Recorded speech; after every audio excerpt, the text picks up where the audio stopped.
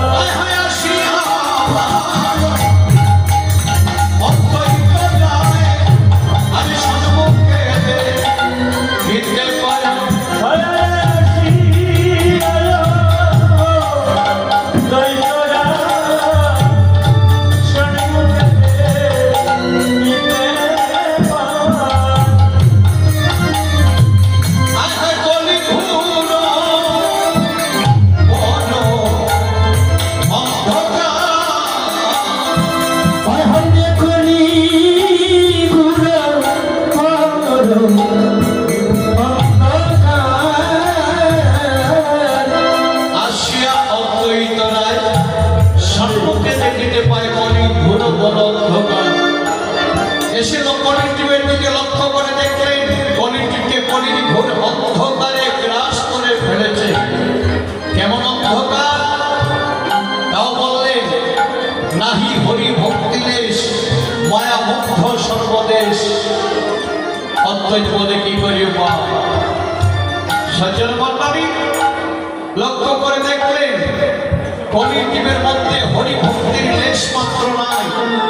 মায়ামুক্ত সর্বদেশ কলির বিষয় মায়া জর্জরিত হয়ে নানান কুকর্মে লিপ্ত হয়ে আছে। কলির জীবনে হেন অবস্থাটা দর্শনে করে অদ্বৈত প্রভু ঊর্ধ্ব বাহু হয়ে করজোড়ে কাকুতি মিনতি করে ডেকে ডেকে বলছে হে কলির জীব, তোমরা জাহানে মগ্ন আছো তা কিন্তু ভালো নয়। আমি বলি এসব ছাড়ো, আমি তোমাদেরকে নাম দেব, নাম করো, প্রাণে শান্তি পাবে। এই কথাটা করজোড়ে মিনতি করে অনেকবার বলেছেন, বললে কি হবে এ শুনে কার কথা। সজ্জন মন্ডলী আসলে কলির জীবের অবস্থাটা এমন যে কথা শুনলে জীবের মঙ্গল হবে, মঙ্গলময় কথা কলির জীব শুনতে চায় না, শোনার মতো মানসিকতা মনের মধ্যে নাই। দেখবেন লক্ষ্য করে যেখানে নাট্য মঞ্চ হয়, যাত্রা পালা হয়, দেখবেন ভক্তির অভাব থাকে না। কিন্তু আমার ভগবানের গুণ কীর্তন যেখানে হয়, ভাগবত পাঠ হয়, গীতা পাঠ হয়, হরিনাম কীর্তন হয়, ভক্তির বড় অভাব। যাহা শুনলে জীবের মঙ্গল হবে শুনতে চায় না। এই অবস্থাটাই দর্শন করেছিলেন আমার দ্বৈত।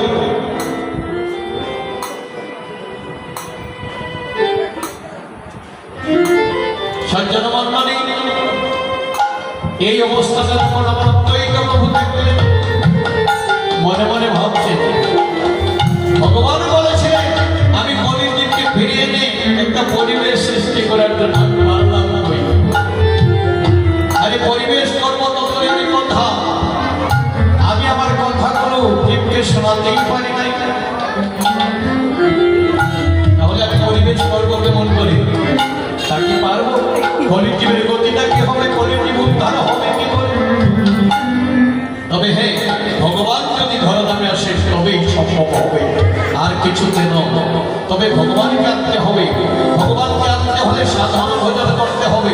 সাধারণ ভজন যদি করতে হয় দুঃসরের প্রয়োজন। সজ্জন মন্ডল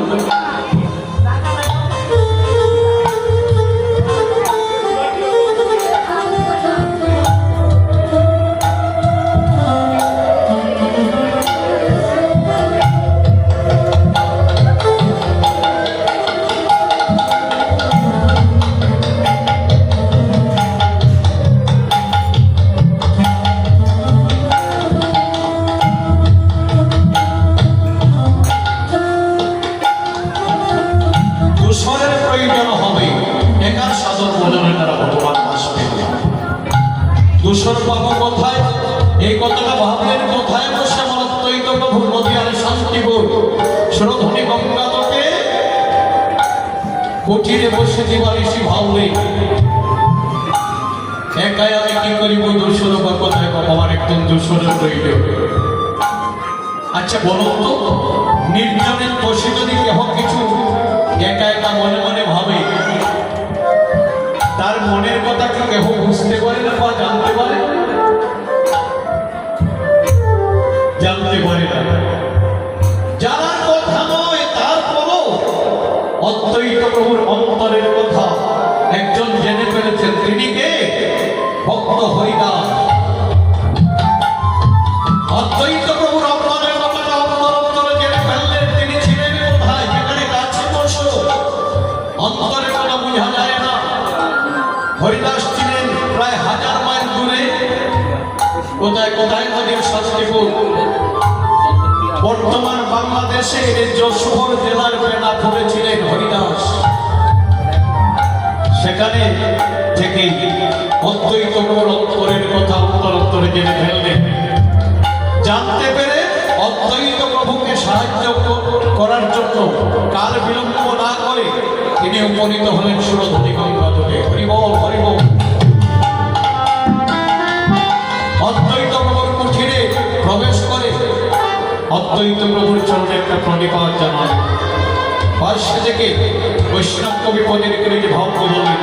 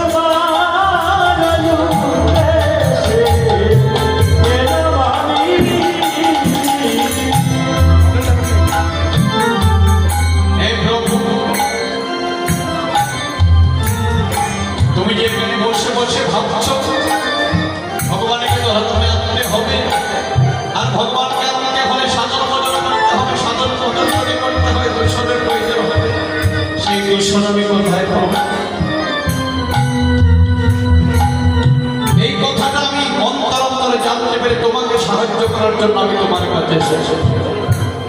অদ্বৈত প্রভু বললেন, হরিদাস এসে পড়েছ, বড় ভালো হলো।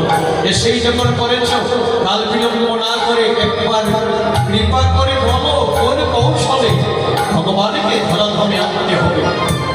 কেননা বিপদে পড়েছি, বিপদে পড়েছি, বিপদে পড়েছি, বিপদে পড়েছি, আরে কবে বিপদে পড়েছি, বিপদে পড়েছি, বিপদে পড়েছি, বিপদে পড়েছি, বিপদে পড়েছি, বিপদে পড়েছি,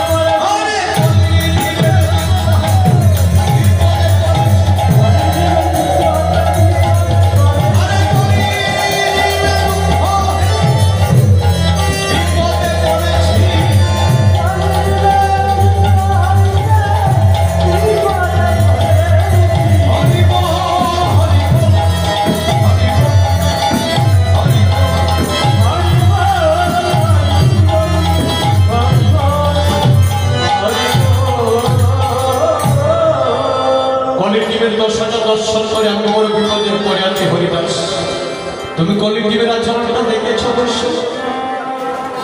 চোরকে ছড়তে, সাধুকে বাঁধে, পতিকে লাগাইয়া ফাঁসি। আরে ধন্য কলিযুগের রাজমতামাশা, দুঃখ লাগে আরে হাসি।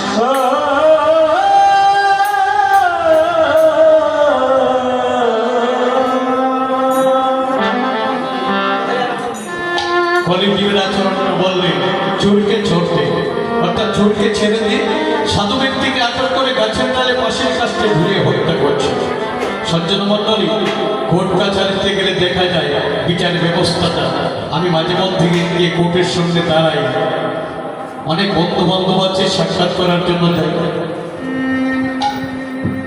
গেলে মনের মধ্যে সাজ জাগে এই কোর্টের যে বিচার হচ্ছে, বিচার ব্যবস্থাটা একটু দাঁড়িয়ে দাঁড়িয়ে দর্শন করি।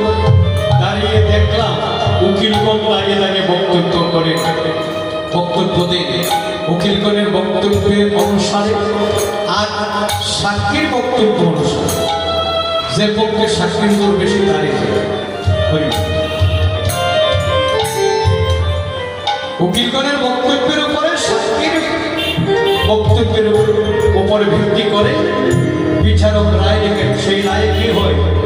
অনেক ক্ষেত্রে দেখা যায় যিনি নিরপরাধ ব্যক্তি তিনি পাশেরই কাছে, আর যিনি প্রকৃত অপরাধী তিনি মুক্তির হয়ে দিব্যি শান্তিতে বসবাস করছেন। আজকালকার দিনে যা কিছু করছে এই সিদ্ধান্তটা আজ থেকে 500 বছর পূর্বে মহাজন সিদ্ধান্ত দিয়েছেন। চোরকে চোরতে, সাধুকে বন্ধে, পথিককে লাগাইল ফাঁসি।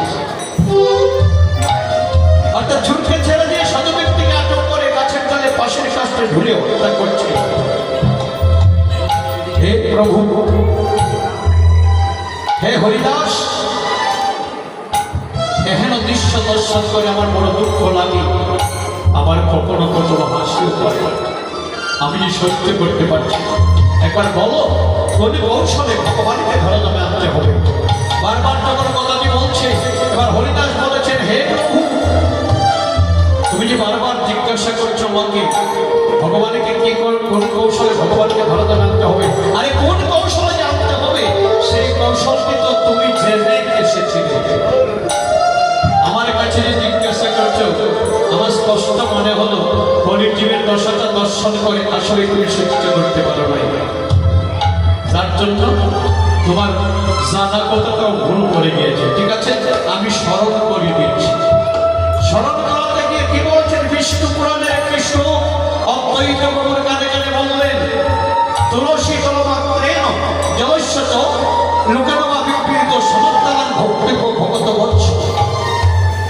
অর্থাৎ একটি তুলসী পত্র এক গণ্ডূর জলে মিশ্রিত করে যিনি প্রতিদিন ভগবানের অর্চনা করতে পারেন তার কাছে চিরদিনের জন্য ভগবান ঋণী হয়ে যায়। তাই প্রভু যেহেতু ভগবান নিজ মুখে কথাটি বলছেন, একটি তুলসী পত্র আর এক গণ্ডূর জলে ভগবান তার কাছে ঋণী হয়ে যাবে।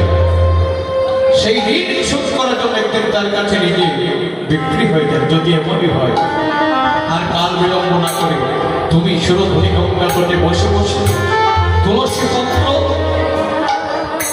আর তোমার নয়নের জল দ্বারা অর্চনা করতে থাকো, দেখবে তোমার কাছে ঋণী হইবে। সেই ঋণ সুধার্থে একদিন না একদিন ভগবান ধরা যাবে, ছুটে চলে আসবে।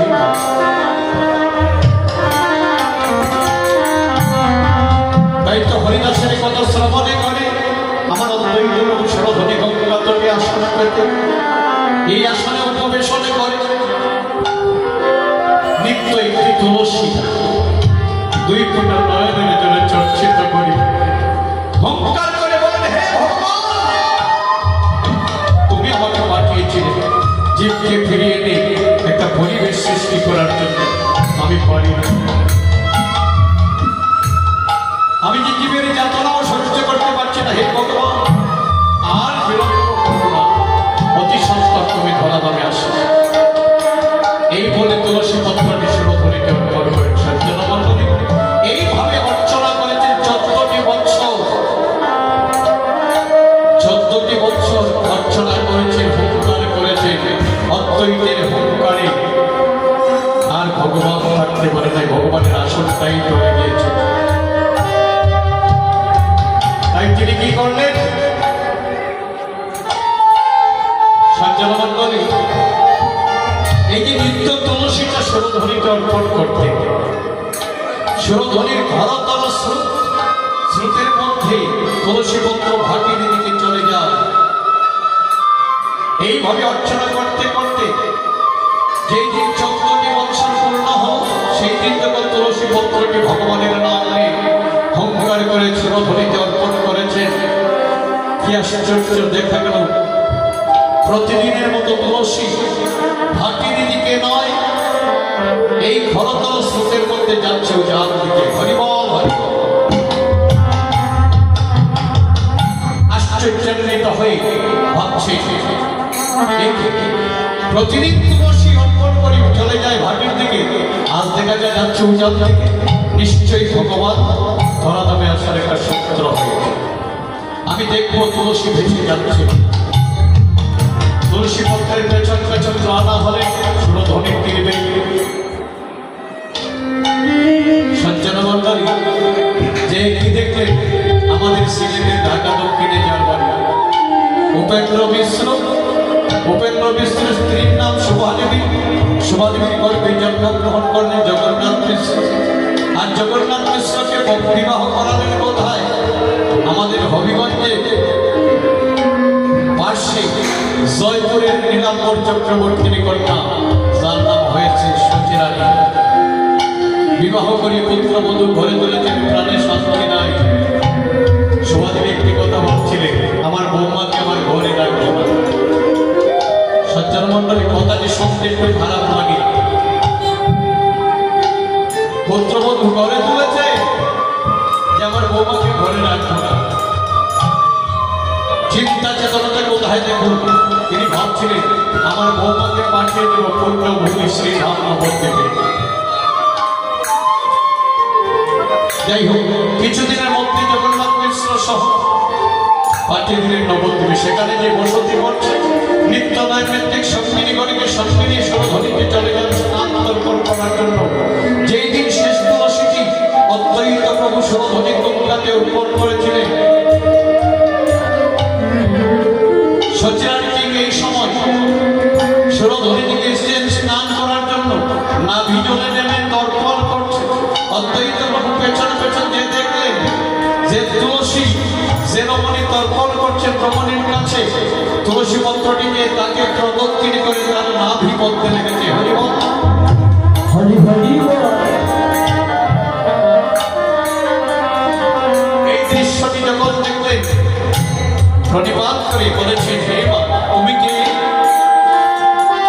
সচিরানী বললেন, আমার নাম শশী, পিতার নাম নীলাম্বর চক্রবর্তী।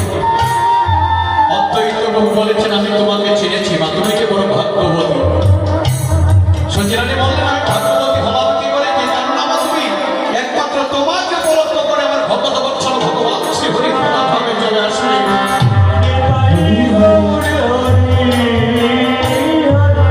এই ঘটনা বলেই আমার প্রতিবাদ করে স্থান পরিত্যাগ করলেন আমার অদ্বৈত প্রভু। সচিরানী চলে আসলেন গৃহে। সেই দিন থেকে সচিরানী হলেন গর্ভবতী। দিন যাচ্ছে, গর্ভ বৃদ্ধি পাচ্ছে। বেশ কিছুদিন গত হলো। হঠাৎ করে একদিন জগন্নাথ মিশ্রের মনে হলো মায়ের কথা, মাকে দর্শন করার জন্য মন কাতর করছে। তাই সচিরানীকে সঙ্গে নিয়ে চলে আসলেন ঢাকা দক্ষিণে। মাকে দর্শন করলেন। দর্শন করে চলে যাইতে চাইছিলেন, কিন্তু শোভাদেবী বাধা দিলেন। কেন বাধা দিলেন? যে বৌমার যে অবস্থা দেখা যায়, এই অবস্থায় যদি আমি আবারও নবদ্বীপে পাঠিয়ে দিই, পাড়া প্রতিবেশী কি বলবে? কিছুটা লোকনিন্দার ভয় আর কিছুটা প্রাণের মায়ে রেখে দিলে দিন যাচ্ছে, গর্ভ বৃদ্ধি পাচ্ছে। সজ্জন মন্ডলী, আপনারা সবাই জানেন যে প্রতিটি মানব সন্তান ভূমিষ্ঠ হয় 10 মাস 10 দিনে। সচিরানীর গর্ভ হলো 10 মাস অতিক্রম করে 11 মাস, 11 মাস অতিক্রম করে 12 মাস, সন্তান ভূমিষ্ঠ হচ্ছে না। যেখানে 10 মাসে যাতন একটি মাস সহ্য করতে পারে না, 12 মাস হয়েছে, সহ্য করতে কি আর পারছে? দিন রাত কান্নাকাটি করছে আর ভগবানকে ডেকে ডেকে বলেছে, হে ভগবান, আমি যে যাতনা সহ্য করতে পারছি না, ভাই আমাকে মুক্তি দাও, নয়তো আমি আত্মহত্যা করব। এই কথাটা শুনে ফেলেছেন শোভাদেবী চমকে উঠে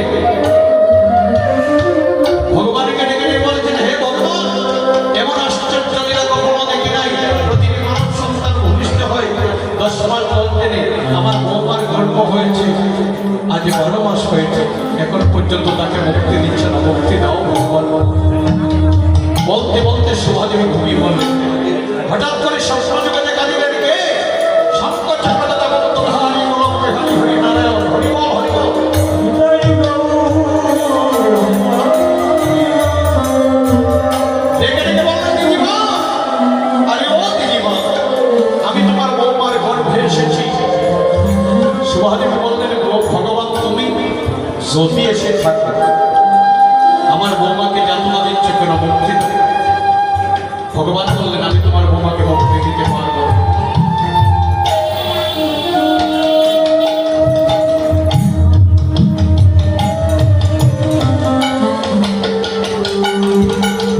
শোভাদেবী বললেন, ভগবান তুমি যদি মুক্তি না দাও, হয়তো আমার বৌমা গর্ভ যাতনা সহ্য করতে না পেরে একবার আত্মহত্যা করতে পারে। যে প্রতিজ্ঞাটি আমি নিজের কানে শুনেছি। আমি তোমাকে জানিয়ে রাখি ভগবান, তুমি যদি মুক্তি না দাও, বৌমা গর্ভযাতনা সহ্য করতে না পেরে আত্মহত্যা করে, আমি তোমাকে জানিয়ে রাখি তুমি ভগবান বলেও নাই ভগবান, তুমি হয়ে যাবে মাতৃবধের পতকে। আমি চাই না তুমি মাতৃবধের পতকে হও। আমার বৌমাকে মুক্তি দাও।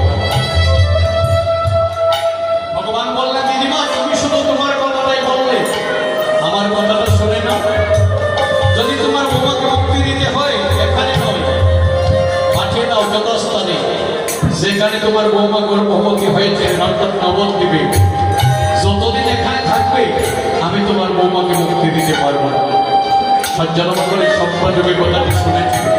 যাই হোক, শোভাদেবী এই স্বপ্নযোগে এই কথাগুলি শুনে পরদিন সকালবেলা জগন্নাথ মিশ্র সহ আবার নবদ্বীপের উদ্দেশ্যে পাঠিয়ে দিল।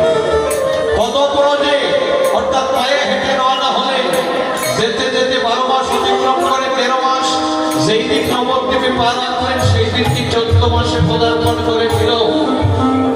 আর সেই দিনটি ছিল 1486 খ্রিস্টাব্দের 18 ফেব্রুয়ারি 892 বাংলা 23শে ফাল্গুন। বারটি ছিল শনিবার, সন্ধ্যে প্রায় 6:30 ঘটিকায়, ফাল্গুনী পূর্ণিমা তিথি, পূর্ব ফাল্গুনী নক্ষত্রে, সিংহ রাশিস্থ ভাস্করে, পূর্ণগ্রাস চন্দ্র গ্রহণ লগ্নে, ভাগীরথী